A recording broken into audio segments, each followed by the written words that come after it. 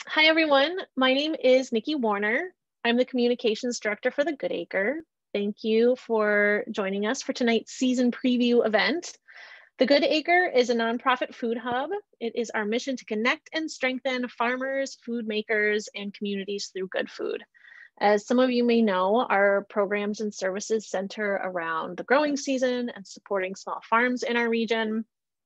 Many of those small farms are just weeks away from harvesting their first crops of the season.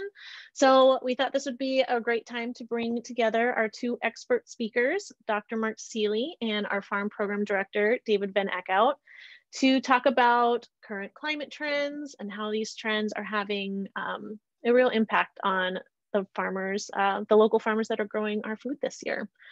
A few housekeeping notes before we dive in. If you have questions for our guest speakers at any time, please enter them in the chat, which you can access on the toolbar at the bottom of your screen. My colleague, Sarah, will be monitoring the questions as they come in, and she'll save them for the time we've set aside at the end of Mark and David's presentation for Q&A. We'll also be sending a recording of this meeting out to everyone who registered. So if you get disconnected or have to leave early, you can get caught up, won't miss a thing. And then finally, I'd like to say thanks to everyone for gathering with us virtually this evening, and a special shout out to all of those who made a donation when signing up. Your support helps us to continue doing the work we do of building a strong and resilient food system. So with that said, I will introduce our first guest speaker, former extension climatologist and professor emeritus in the Department of Soil, Water, and Climate at the University of Minnesota, Dr. Mark Seeley. In his role as extension climatologist and meteorologist, Dr. Seeley managed the weather and climate education program in addition to doing research and teaching. He has served as a weekly commentator on NPR's Morning Edition. He has written the newsletter Minnesota Weather Talk since 1992. And if you are not a subscriber yet, we'll drop the link to sign up for his blog alerts in the chat. Dr. Seeley has also helped TPT produce award-winning documentaries on Minnesota's most memorable historical weather events, and on how climate change is affecting the state's infrastructure and natural resources. He's also the author of 2 books. He's been honored with a variety of different awards. He's traveled to each of Minnesota's 87 counties. He also serves on the Goodacre's board of directors. So Mark, it is a pleasure to have you join us this evening. I'll go ahead and hand it off to you. Well, thanks very much, Nikki. That was very nice.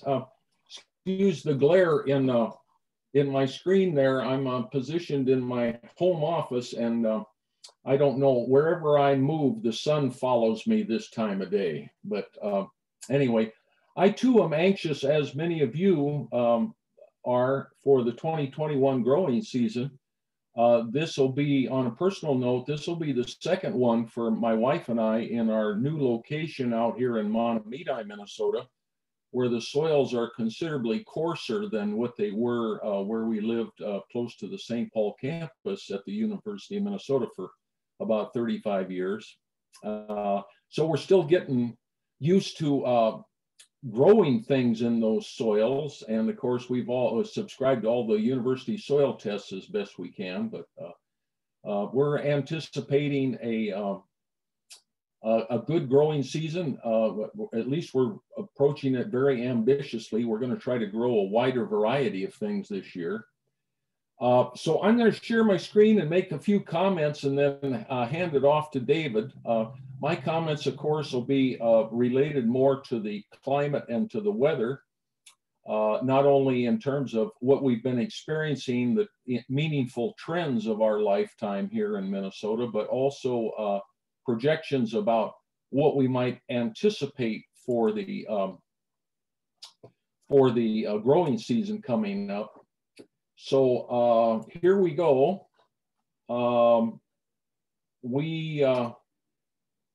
In earlier days this month, the National Weather Service, in fact, there was a press release that I think was carried by the local media here in Minnesota, as well as a feature article in the Star Tribune.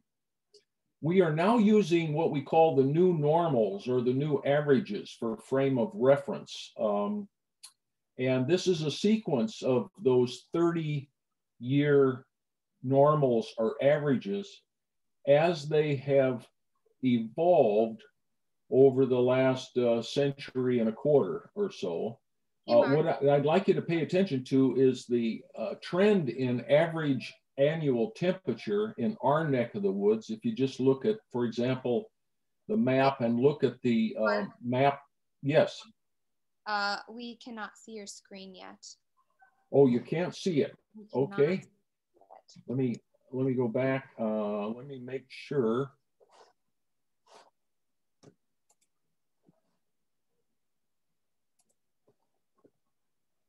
Can you see it now? We cannot. Oh, just hit that screen share again. Okay, I'm trying again here.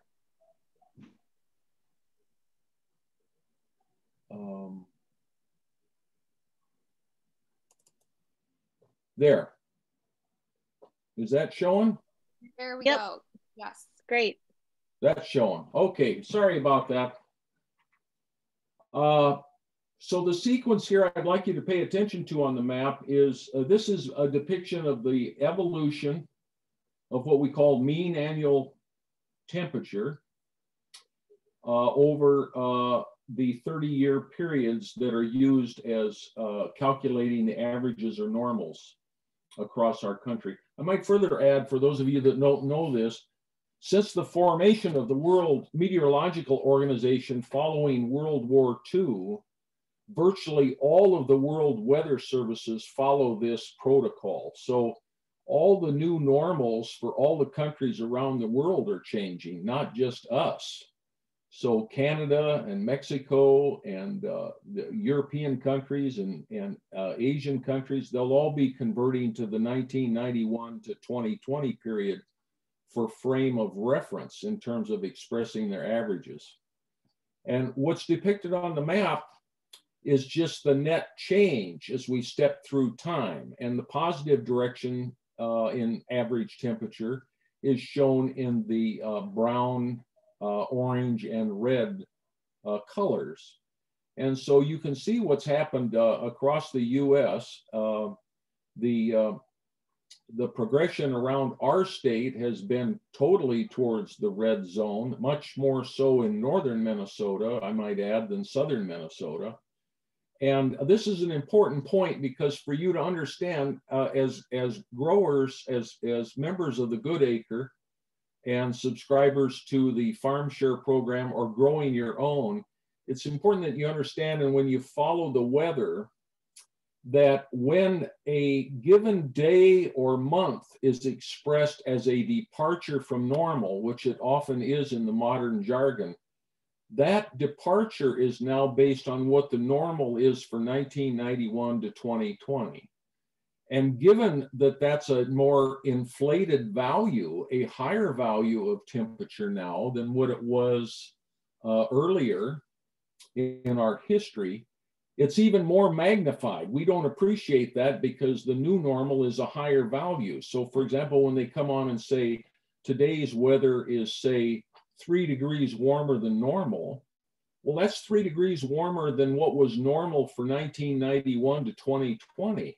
But it's probably something like 6 or 8 degrees warmer than normal for, say, going back to 1971 to 2000, or if you want to go back deeper in time, 1951 to 1980. So it distorts the context, if you know what I mean. And this is a little bit of a problem for us to digest these trends because we're continually changing the baseline that we call normal. So you should have some appreciation or understanding of this.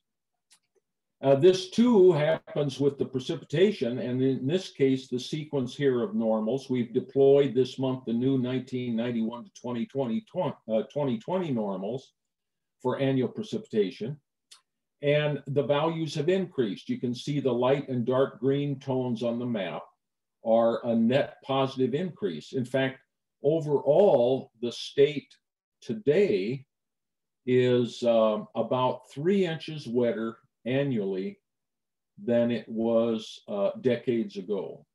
So average precipitation about 3 inches greater on a statewide basis. On an individual county basis, or maybe an individual climate station basis, depending on where you live, that value could be much greater than 3 inches. We've seen some individual climate histories in Minnesota where that net change over time has been more like 8 or 10 or even 12 inches wetter today than it was once upon a time in history.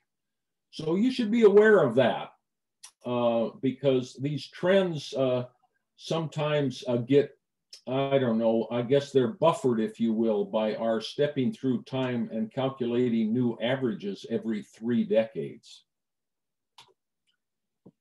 There's a projection of the climate values of mean annual temperature for the state of Minnesota. And this is just strictly for the summer months of June, July, and August. So this is not annual. This is the heart of the growing season, June, July, and August. What I'd like you to note here is the central horizontal black line on this graph is the long-term mean value of June through August temperature. The blue line that runs through it is the century-long trend line, which of course is upward. But look at what we've been doing with the growing seasons of the last 7 years or so. There's been virtually no deviations in the negative, has there? I mean, in fact, almost every growing season, the heart of the growing season, June through August, for the last 7 years, has been warmer than normal. So that's kind of what we've been managing or experiencing or living with in terms of tending our garden, tending our crops, keeping our landscape vegetation well watered, and all these other things. Is we've had about 7 years in a row now of above normal temperatures in the heart of our growing season. And then there's the same depiction for the growing season or the central part of summer, June through August, of statewide precipitation. And again, a look at the statewide precipitation shows that most of the years are giving us wetter than normal summers. Summers that deliver more precipitation than the long time average. And that's, you know, we all adjust to that in different ways, and we all live probably more prolifically on recent memory than long-term memory. So in other words, the things you do and plan or the practices that you deploy in any one year are more likely based on your recent memory than your long-term memory. So I'm just reminding you that for all of us, our recent memory is strongly oriented to these trends of wetter summers and warmer summers. There's a quick snapshot of state-by-state ranks for the year 2020, the year that we had last year. And these are rankings with the larger number representing a warmer than normal value. We've got a 126-year history back to 1895. And so you can see for Minnesota, 2020 ranked 113th, which would put it in the top 13 warmest years back to 1895. And you can see other states were higher numbers, other states were lower numbers. What's absent in this footprint of the measure of temperature in 2020 is any negative departure. You would more years than not, if you took a snapshot of any one year in US history, you would see enough variation on the map that you would see states that showed a temperature that was in the colder part of their distribution rather than the warmer. But in 2020, we had virtually every state in the warmer part of the historical distribution. So that's a pretty profound footprint for the signature of temperature in 2020. And then there's a similar footprint for what precipitation did in the year 2020, last year. And you'll see, again, based on the same ranking from 1 to 126, you would see that the southeastern states in our country were definitely in the top end wetter than normal year with a number very large. And some of the Midwest states had a number that was also in the wetter part of the distribution, but the Western Great Lakes and the High Plains, and then all the states further west, you can see we fell in the drier part of the historical distribution. So Minnesota was 36th out of 126 years. North Dakota was 8, very dry in North Dakota. And Utah and Nevada had their driest year in history in the year 2020. So that's more or less how to read those maps. As to our present situation going into 2021, we've seen a diminishment in the total landscape area that's been drier than normal. It's slowly diminished over time, but here's this week's depiction from the Drought Monitor. The yellow shows abnormally dry areas of the Minnesota landscape. The light tan is moderate drought, and the moderate yellow in the northwest part of the state, up in Marshall and Kittson counties, that's more severe drought oriented. But this has diminished. Thankfully, it diminished as a result mostly of April precipitation. Most of our observers across the state reported above normal April precipitation. And I might further add, the benefit of that was coming in April in the manner in which it did. 70 to 80% of that went into the soil as storage, which for us this time of year is real nice to be able to replenish the moisture in the soil just before the start of the growing season is generally a real asset. There's the Weather Service depiction of the expected evolution of drought across our country as we progress through the rest of spring and through the mid part of the summer season. You'll note on this labeled map, it goes through July 31st. So the West is expected to continue dry. They're very worried. I know all the state climatologists in the West and all the federal employees who worry about wildfires and drought, they're very worried about the coming growing season. For Minnesota, you'll notice the characterization on this map is light green, except for the extreme southwestern part of Minnesota. And the light green indicates that the Weather Service expects those areas of Minnesota currently drier than normal to see some alleviation of that situation by July 31st. So we may be reading a lot of headlines, unfortunately, and a lot of negative headlines about the Western US this coming growing season. Remains to be seen. With respect to the soil moisture anomaly, the amount of moisture stored in the soil, this is the latest assessment too from the National Weather Service. And it shows not historically extreme deficiencies in our state, but nevertheless values that are a bit lower than normal.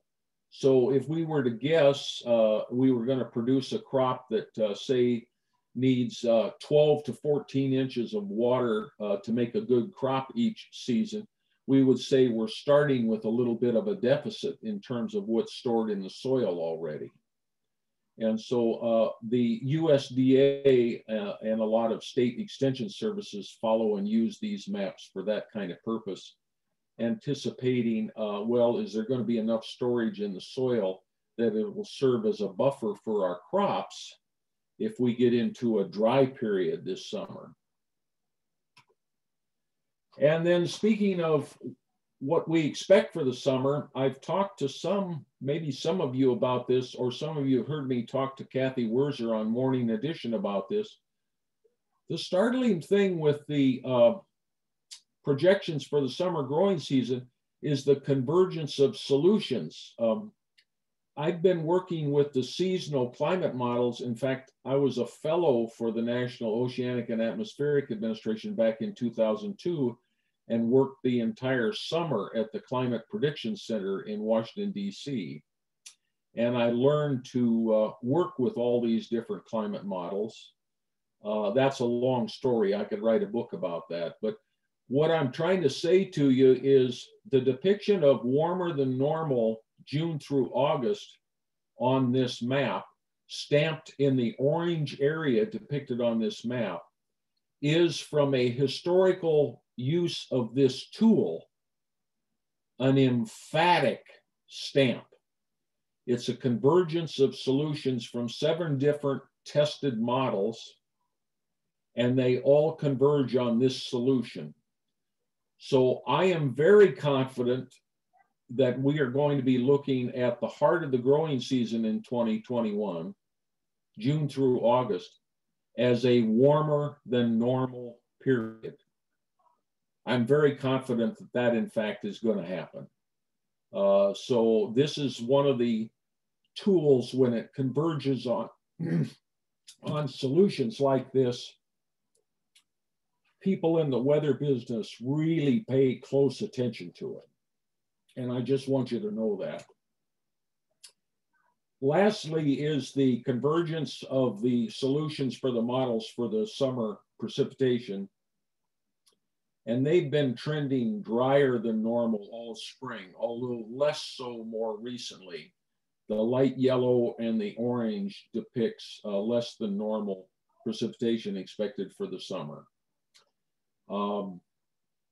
This is not as emphatic, nowhere near as emphatic as the temperature outlook, because this one's been changing week to week, and I'll tell you that outright. So we need to pay less attention to this one. We still could have I think we could still end up having a wetter than normal growing season, although we're going into it with a little bit less stored in the soil. But increasingly, the outlooks are favoring a wetter than normal second half of May, as we're on the verge of the second half of May already, a wetter than normal second half of May, and a wetter than normal start to June. That's the way they've been trending lately. So those are my remarks. I'll bow out here, Nikki, and let David make his before we get to the Q&A, but thank you, and yeah. I'll sit tight. Thank you so much, Mark. That was really interesting. And David actually had a question about how the updated climate data looks around the globe. So maybe think about that for the Q&A part. I am going to introduce David now. We're going to switch gears and just kind of talk about how some of what Mark shared, what does that mean for some of the local farmers that we work with. So I'm excited to introduce you now to David Van Eckhout in his role as Farm Programs Director at the Good Acre. David brings his 20 years of farming experience to specialty crop farmers around the Twin Cities area. He helps them solve all kinds of problems on their farms. He has built multiple greenhouses, taken and interpreted soil samples, identified disease and nutrient issues, pest problems, consulted on equipment and land purchases, and shared information on new varieties, gives farmer feedback as part of the Produce Safety Advisory Group at the Department of Agriculture, the Minnesota Department of Agriculture. And he also helps farmers with accounting and financial management and tirelessly advocates for farmers when there are no farmers at the table. We at the Good Acre are especially proud of the work that he did in 2020 in creating the Local Emergency Assistance Farmer Fund, LEAF, which helped 47 BIPOC farms by guaranteeing sales to replace markets lost during COVID. He's also working with the University of Minnesota on a financial benchmarking project for small, diverse specialty crop farms. So he is a very busy guy and a wealth of knowledge. David, thank you for being here tonight. I'll turn it over to you now. Great. Thanks, Nikki. And thanks for all your good info, Mark. I guess I'll just talk a minute about like what's going on farms right now. And then Nikki, if you can just put up those slides, and I just have a couple of slides to talk about just some of the weather resources that are out there that people can use, that farmers are using every day, that's freely available to anybody. You know, I think the way weather has been going this spring for farms, you know, we all got a little ahead of ourselves in April because we had a pretty nice April. We had some nice opportunities to get out in the field. Things dried out fairly early. We had some nice rains, and then it kind of shut off for about 2 to 3 weeks here at the end of April and the beginning of May. So I was on a farm on April 6th, and they were transplanting peas. Some of the farmers, in order to get to the market earliest with things like peas, you might not have seen people transplant them before. But if you're a farmer who wants to have the first peas at the farmer's market, that's a pretty common route to go. So people were transplanting peas on April 6th. That's pretty early, but on sandy ground, that can yield you the first peas at the market. But then, yeah, like I said, it got cold. I'm over here, I live in River Falls, Wisconsin. We've had frost every morning this week. Actually, just last night now, we didn't have frost. So that's the first day in about 5 days. We haven't had frost. We got all the way down to 28 one of those nights, and that's probably colder if you're down at the ground level. So that's made it hard for the soil to warm up. And as those of you who have a garden know, you can set those plants out there, but if the soil isn't warm, they're just gonna sit there and they're not gonna do anything till the soil warms up. So we've had a couple good days in the last few days, and it looks like the trend is for more and more of that. So hopefully things will start to warm up. The downside is it's also gotten dry this cool period, which is kind of, we usually associate spring with cool periods, but usually some moisture too. But that's really not been the case. It's been cool and dry. So as it warms up, things are going to need watering, things are going to need irrigation. It's definitely going to be a factor until we get some good rounds of moisture. So I brought just a few resources to share that are ones that most farmers know about, but I don't know that the general public knows about them. You know, all the data that NOAA, the National Oceanic Atmospheric Administration, has is freely available to anybody, and they have some great tools available. Most farmers kind of like to go to the source to get their information. They're maybe not going to get it from the 6 o'clock news. They want to dig a little deeper than that. So I put together a couple of resources that people can check out. Either jot down the web addresses, or Nikki, I don't know if you're going to stick these somewhere where people could download them, but that'd be fine too. So the first one is just is weather.gov. You know, it's the best forecast out there. It's consistent. It's maybe doesn't look fancy and have a bunch of dancing graphics or anything, but it tells you what you need to know. You know, it's pretty simple. You go to weather.gov, you put in your zip code. I find that the easiest way to do it, or you can locate yourself on a map, but really reliable place to get your forecast. It's there all the time. You don't have to wait for it. And if you look at it long enough, you'll see that a lot of, you know, the services that are out there, whether it's Weather Underground or some of these other websites, you know, they're using a lot of the same data. So I kind of like to go to the source, because that way they're not adding some weird algorithms to it.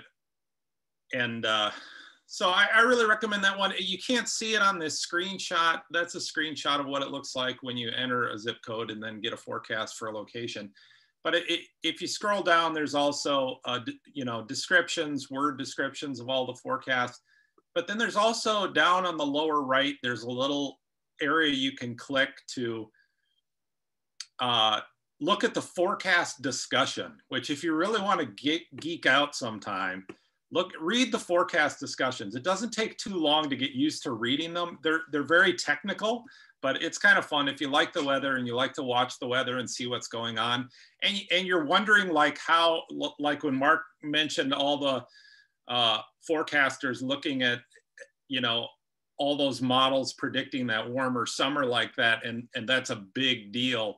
Sometimes when you read the forecast discussion, you can really get an idea of, like, are they really serious about this? Or is this just kind of, you know, it's going to snow, but it's not that big a deal. You know, you can really get some good information about what the thinking is behind what they're putting out there. And that it's kind of neat that we still have, you know, government things that you can see kind of behind the curtain and get as deep into it as you want. Okay, Nikki. So the next one is just going to the Climate Prediction Center, which is, as you saw, a couple of Mark's maps were from this area. You know, this is the classic place to find you know, the 6 to 10 day outlook, the 8 to 14 day outlook, and they're just map based. They're not going to give you a bunch of info or anything.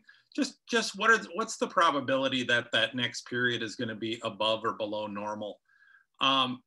You know, especially in the 6 to 10 day and the 8 to 14 day is really useful if you're a gardener or a farmer to see what they're expecting. You know, if I looked at the 8 to 14 right now and I saw, well, you can see there, I think this is a 6 to 10, but you can see that it's red over the upper Midwest, you know, so it's like, you have a pretty good idea that we're not going to see a lot of cold weather in the next 7 to 10 days.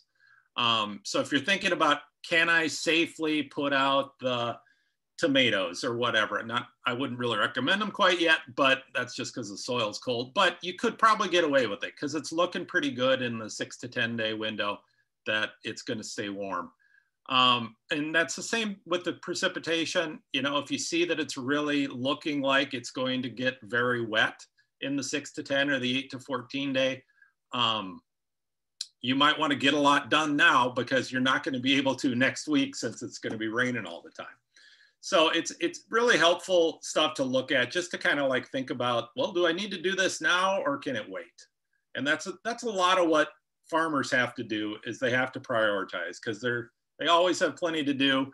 So it's like, what do they have to do right now? What can wait until next week?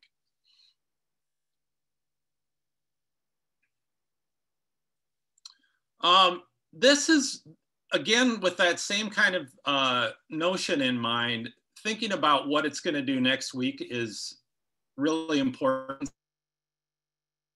So what this is the Weather Prediction Center, and this is the quantitative precipitation forecast. So what this kind of tells you, and I think we're looking at the 7 day, you can click on all these different options, day 1, day 2, day 3, but I usually look at the 5 and 7 day totals. So if you noticed on the first slide we had of the forecast, there's several days where they're showing precipitation chances. But a 50% chance of precipitation, it is just that. It's a 50% chance, and you have no idea if it's a 50% chance of raining 3 inches or if it's a 50% chance of raining 1/10 of an inch. And so that can really frame like how you decide to do things on the farm is if it looks like we're really gonna get a lot of rain, so all those precipitation chances are supposed to amount to a significant amount. Like you can see in this map here where it's dark red and purple, you know, they're really supposed to get a lot of moisture in the next 7 days. But if you look up where we are, you know, we are down in the, you know, 0.01 to 0.1. So all those precipitation chances we can see in the forecast, generally speaking, probably aren't going to amount to very much in terms of actual moisture. So if you're wondering whether to water the garden or, well, I can see there's a 40% chance of rain in the forecast, maybe I'll just hold off watering the garden. You can come over here and look at it and see like, oh, wait, you know, even if it does rain, we're not supposed to get very much. So I'm going to go ahead and water the garden. Pretty helpful tool to use. You can zoom into it, all that kind of stuff too, but I usually just look at the overall picture. Can we switch to the next one here? There we go. Yeah, and the last one, this is not forecasted, this is the past. So this is the Advanced Hydrologic Prediction Service. And even though it's prediction, this is actually, this particular map is a map of previous precipitation. So you can look at a period like last 7 days, last 14 days, last 30 days, and see how much it's rained. So if you aren't a person who has a rain gauge and you feel like it's rained a lot, or if you feel like it hasn't rained a lot, this can be a handy, you can zoom in by county here and really look at it closely. It's very accurate, whereas, you know, the rest of the stuff are predictions. So it can go, their probabilities, they can go either way. But this is actually what's happened. And it can be really useful if you're thinking like, well, maybe it's too wet to do this, or maybe it's too wet to do that. You know, you can kind of go back and look and see what the last 30 days have been like, the last 7 days or whatever. Again, just another tool that is, you know, freely available. It's part of NOAA. They're just invaluable tools that are free to all of us. So I really recommend. They're not difficult to use. You don't have to download a bunch of fancy data or anything. They're just websites. They're easy to use. I mean, you can see there's a whole bunch of other tabs there. You can really, you know, get buried in it if you want to, but these are the ones that I use. I have them bookmarked on my browser. I look at them almost constantly, you know, whenever I'm trying to make a decision about, you know, what people are doing or what needs to happen. And we can definitely share links to all of the slides that you shared in the email with the recording too. David, I have just a quick question about, you know, from what you've shown us and what Mark has talked about, you know, anticipating a warmer, maybe a drier season. How does that impact just kind of what your recommendations will be for farmers in regards to like pest and disease management? Well, you know, it really varies. You know, I mean, there's so many different diseases and there's so many different pests. Unfortunately, there's always something that thrives in whatever conditions exist. You know? Right. You know, for the most part, I think farmers in general, if they have the ability to water their crops, they would prefer it dry because it really does reduce the most devastating fungal and disease pathogens for the most part. I mean, and there are certainly molds and other things that love dry conditions, but for the most part, it's the most economic impact to farmers happens when it stays wet all the time in terms of disease. Right. So maybe broccoli and cauliflower has a little bit more of a fighting chance this year. Fingers crossed. Well, yeah, we'll see. I mean, heat is not its friend either. Those are, you know, all cold weather, thrive in cold weather sorts of crops. So we might have a good spring. Yeah, if it's a little warmer than average and a little less moisture, should have some good spring broccoli, but then we'll have to wait and see what it does this fall. Awesome. Well, thanks so much, David. And I guess we can start going through some questions now. Sarah, do you want to share some of the questions that either popped into the chat or that people submitted ahead of time? Yeah, James just asked a great question. I think a lot of just what people want to know in general, but what can farmers and gardeners do to adapt to the changing climate right now and the sort of broader swings in weather that we have to hopefully reduce some of their crop failure? That's something we talk a lot about at TGA. Yeah, I'll make one comment, David, and then you can make one if that's all right. You bet. One of the things that is important that I didn't allude to with the trend changes in mean values or average values is the amplified variability. What I mean by that is the wide swings, how we've now adapted in meteorology, and climatology, in my lifetime at least, we've adapted some of the jargon to account for this.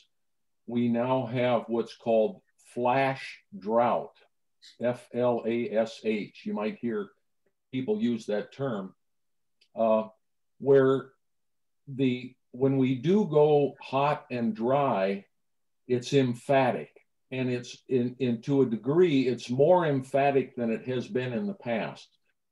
So that drought onset, a crop can go from a perfectly healthy state to a very, very stressed state in a short order of time with a flash drought.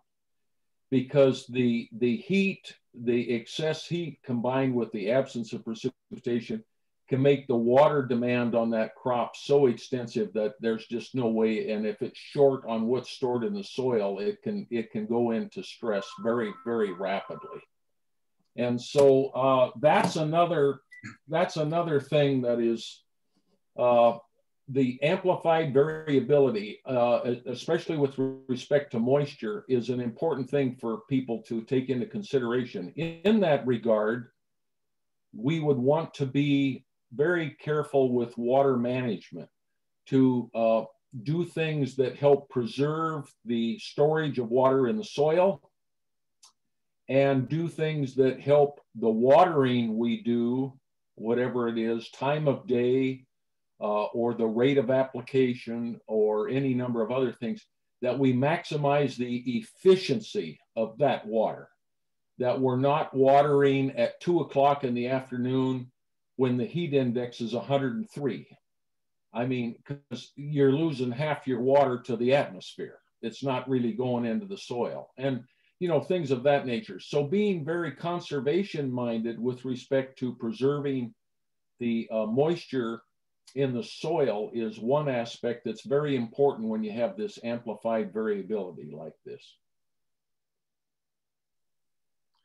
Yeah, I mean, this is a tough question that farmers are dealing with all over the country, and well, probably all over the world. I mean, I think Mark's right on about watching how you deal with water and being prepared for water, because we might get it all in 2 days for the whole month, you know. So have your soil ready to accept all that moisture, and then slowly use it up over that time. You know, mulching is always a great thing to do. You know, moving things into a raised bed type situation, so you have both good drainage and a mulch in place, so that if you get a lot of water, you still have drainage, so the roots aren't sitting in something wet, but you're also capturing some of that water. Anytime you can be increasing your organic matter, you really increase the flexibility of the soil in terms of moisture capacity. It acts much more like a battery then. So anytime you can be using mulches or cover crops or things of that nature, it can make a significant difference. But yeah, it's a challenge. And you know, one of the other things is also just recognizing what you can grow well where you are, because not every soil is conducive to every single crop. So I think even in a gardener type situation, you probably know what your soil is doing a good job of growing and what it kind of marginally doesn't do as good a job growing. And you might just have to make decisions about that. And because farms have to do that too. Like, you know, we just don't have the right soil for strawberries. So we're gonna stop fighting against it and just accept that and grow the things that grow really well here. And that's always changing too. But I think that's, you know, it's really hard to fight the natural conditions of your site.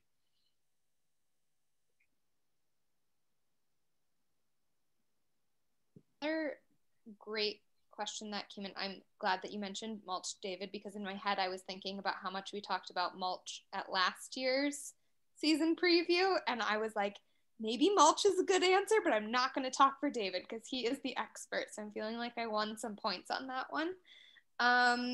But Zeke had a really interesting question about how temperature changes across the US may be impacting USDA growing zones, and if we expect any change over the next several years or so around sort of first frost and last frost, things like that.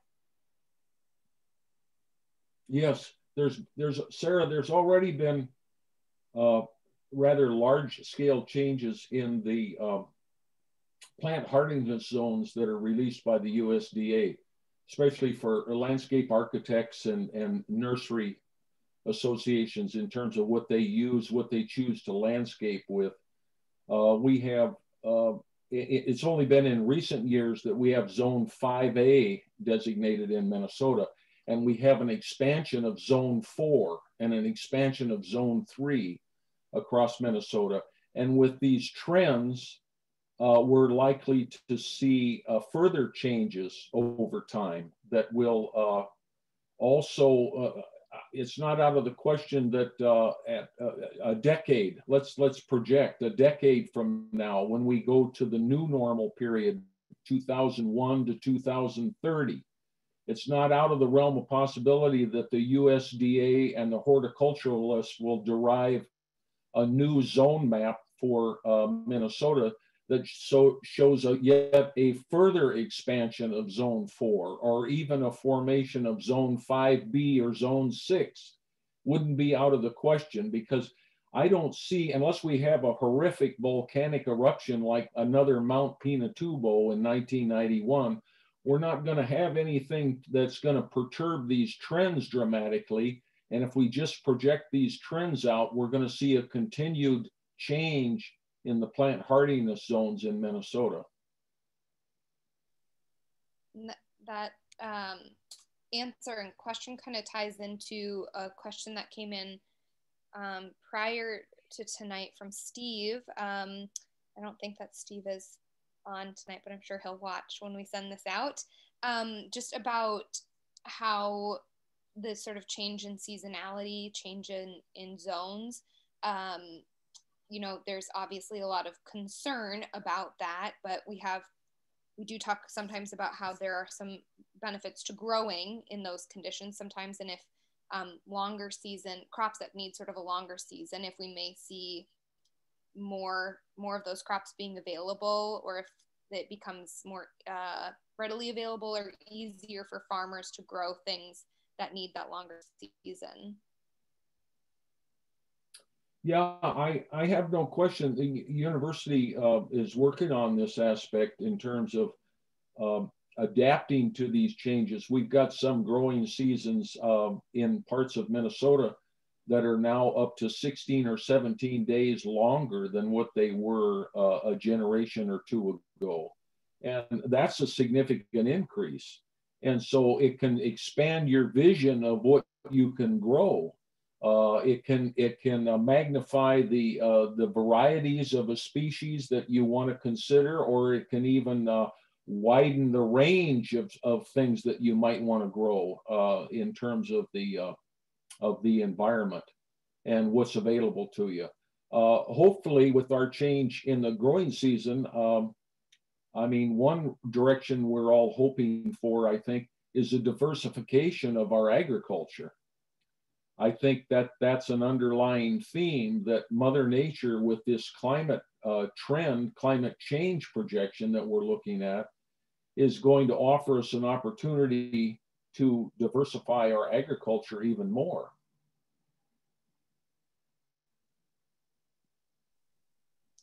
David, can you speak to how you're seeing some of that diversification on some of the small farms that you visit?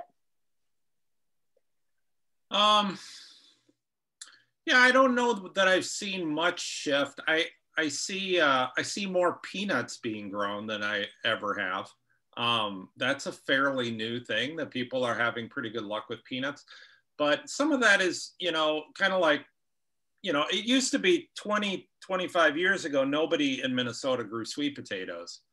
But as they continue to develop varieties that were hardier and would be more productive during a cooler summer, they've become very common now. So I'm not sure about the breeding of peanuts, if they've really started to breed more varieties that do better during the cold. But that's one thing that comes to mind right away is that like I've seen a lot more peanuts in the last 2 years than I've ever seen in my life in Minnesota or Wisconsin. I think we just have one final question, and this one is a fun one. And David, I know you've already said that you wouldn't necessarily recommend putting tomatoes in the ground, but Steve was also wondering, when are we going to hear peeper frogs, and if there's a correlation between putting tomatoes in the ground and hearing the frogs? I would not use that as a correlation personally. You get one. I don't know enough about. I'm not a amphibian specialist, but it seems like when I hear peepers, it's a warm night. You know, like you really got to have a night that's over 50 degrees to hear peepers, and so we heard some in April, and then they shut off because it was. I mean, I remember sitting outside in April and hearing them. So I certainly wouldn't have put my tomatoes in then, because we've had probably 6 or 8 frosts since then. So that would have been a bad plan. But I'm sure there's a temperature formula somewhere for when they do their peeping. I guess maybe frog peep isn't being factored into some of those data models, Mark. No, at least not that I'm aware of. I would like to, if I could interject one question, David. I don't know if this has any relevance, but over a cup of coffee on a Zoom meeting the other day with a bunch of meteorologists, we were wondering if this warmer than normal summer, especially the heart of the summer, June through August, if this holds up and it's significant and consistent, would that mean that the anticipation of the delivery of some of the products that our FarmShare subscribers expect to see each year might show up a little earlier on the calendar? In other words, the harvest and delivery of certain things under those warmer than normal growing conditions might be a bit more accelerated? Yeah, I think that's definitely true. You know, I mean, it's all tied to those growing degree days. So as long as you've got cumulative amount of heat units to get there, that's all they need. It doesn't, I mean, within reason, obviously, you can't have, you know, 500-degree days to make up for a month of 80-degree weather. But yeah, I think certainly, especially when you get to the end of August, if it's consistent over the year, yeah, absolutely. And it can also cause problems because you might end up in a situation where everything is accelerated.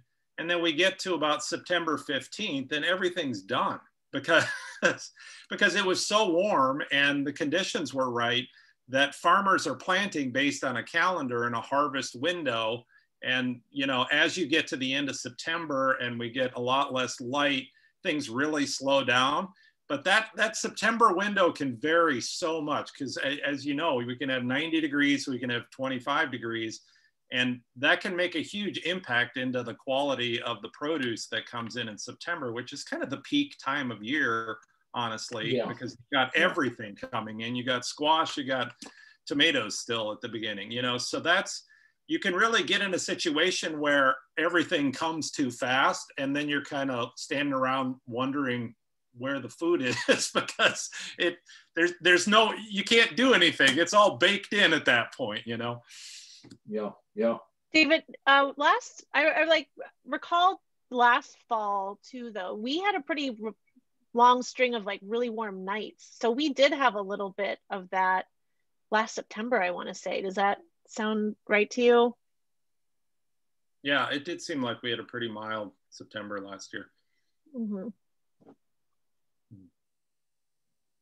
My birthday is at the end of September and I spent it on the boat, if that's any indication of what the September weather was like last year.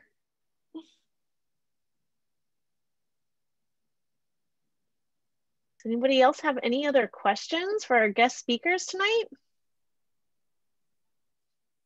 I don't have any others in the chat. Yeah, I know we did get a question in advance just about someone looking for a weather internet site where they could see the differences between current Minnesota climate and climate of the past. And David, I think that some of the links that you shared probably answered his question. So again, I'll put some of those resources in the email that goes out with the recording tomorrow. My question for Mark about what do those new normals look like across the globe? I haven't seen the government weather agencies in all the countries have not yet publicly released the new normals as our own National Weather Service has done.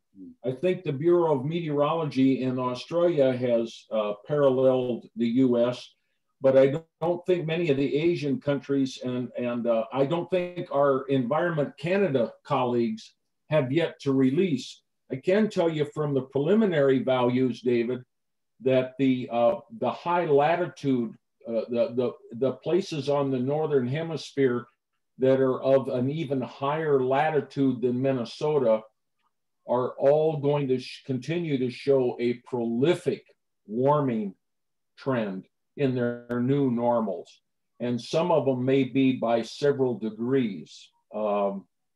But that's just looking at the preliminary data. I don't know until they're certified and they come out by the government agencies.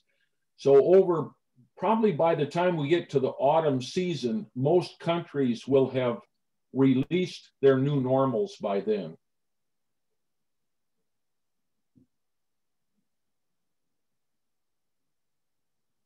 Okay, we have, let's see, how quickly can we've got 4 minutes. All right, we'll get to Kevin's question because Melissa has a fun, easy question. So David, I think probably for you, other produce that didn't fare very well last year, broccoli's kind of been an issue for been a while. Broccoli's a delicate creature. But other produce issues you saw last year and may expect to see continued? And what factors do you know cause those issues? Yeah, I mean, I do think that whole family of cole crops, or brassicas as we call them, has been challenging. You know, it's funny, 10 years ago, those of you who've been shopping at the co-ops for a long time and remember all the years where the Diffleys had just amazing broccoli in the fall in the stores, and it got to be something that everybody expected annually, was just this amazing fall broccoli from those guys. And it's just, you can't do that anymore. We've just had a proliferation of disease between black rot and alternaria that it's just become a huge challenge, and growers are just getting away from it because it's moving away from broccoli. It's really challenging. I mean, that whole family is the family that sticks out that I really think about. Otherwise, 2020 was a pretty decent growing season for the most part.